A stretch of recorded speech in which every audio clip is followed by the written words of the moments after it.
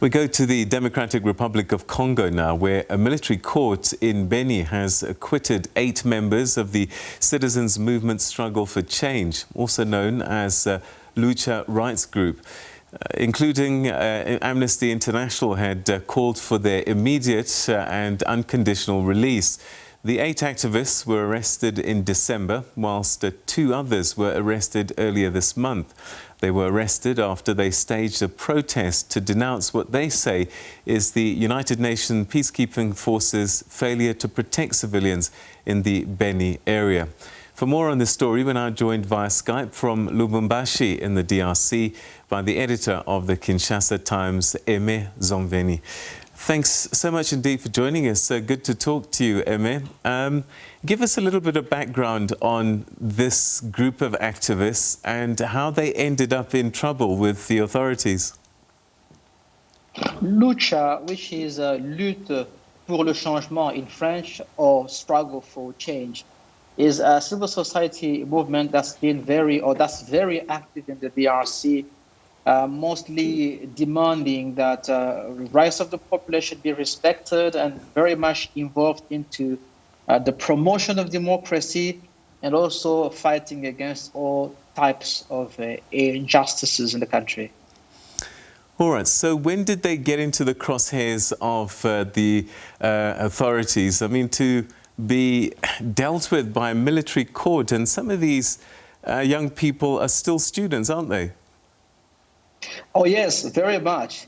In fact, their case was taken before the military court simply because the demonstration that they staged in December, according to the military court, involved military activity and the use of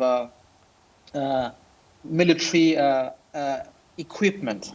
And in the DRC, that whenever you use military equipment or you are said to have used military equipment, that becomes an offense that has to be handled by a military court. But in fact, what they did was they were demanding that the United Nations peacekeeping mission, which is known by the acronym of MONUSCO, leave the country because according to Lucha, they feel that MONUSCO, after so many years in the DRC, is still not able to stabilize Eastern DRC and more specifically the area of Beni.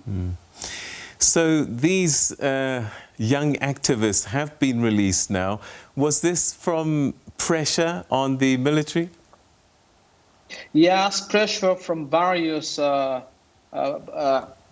sides, including the international community, including organizations such as Amnesty International, but also within the DRC from the political oppositions. They felt that these youth were only demanding that the population in Beni and in Eastern DRC more widely be properly protected. And that pressure was brought to bear on the military court, and eventually, even though the military prosecutor requested 10 years imprisonment for those youth, yesterday that requisition was not accepted, was overruled, and they were released. I mean, 10 years for demonstrating for safety for your civilians seems pretty severe. Does that tell us something about the kind of atmosphere that people live under with the military presence? Well, the military, I think why the military has requested such a very severe punishment is simply because the demand made by Lucha that MONUSCO should leave is at the same time indicative of the fact that the military are not doing their job properly, because we must also understand that the United Nations mission in the DRC has a mandate, and this is operating under Chapter 7 and Chapter 6, which means even though they have to stabilize the country, but they have to do so by availing their support to the domestic military. So when Lucha demands that MONUSCO leaves because MONUSCO is inefficient, indirectly what Lucha is saying is that the DRC military are not doing their job of protecting the civilians properly. And maybe in retaliation, that's why the military court sought such a very heavy penalty against the Lucha activists. Who is attacking the civilians in the east of the DRC, that in this Beni area? Well, according to reports and many other news happening there, it is believed that it is the ADF. It is one of the rebel groups from Uganda that has been present in that part of the country for many long years, and also another one known as the Lord's Resistance Army, which also has been there, but also some local negative forces or lingering elements of negative forces that are still wreaking havoc in that part of the country. Tell us a little bit about that havoc. What are civilians subjected to almost on a daily basis there? It's constantly people being killed, being macheted, or being wounded, and also sometimes being simply deprived of their possessions. And according to the recent statistics, we're talking about 1,100 people already killed so far as a result of persistent violence in that part of the country. So it is violence that has been there for nearly the past 20 years, and that is not going at all. This now is really becoming an issue for activist movements such as Lucha, but also broadly for the population in general. Is there any explanation why MONUSCO and the DRC military have struggled to contain these armed groups in that part of the country? Well, MONUSCO has a specific mandate that the role now, it has even changed. Before, it used to be the United Nations peacekeeping mission with a view to imposing peace.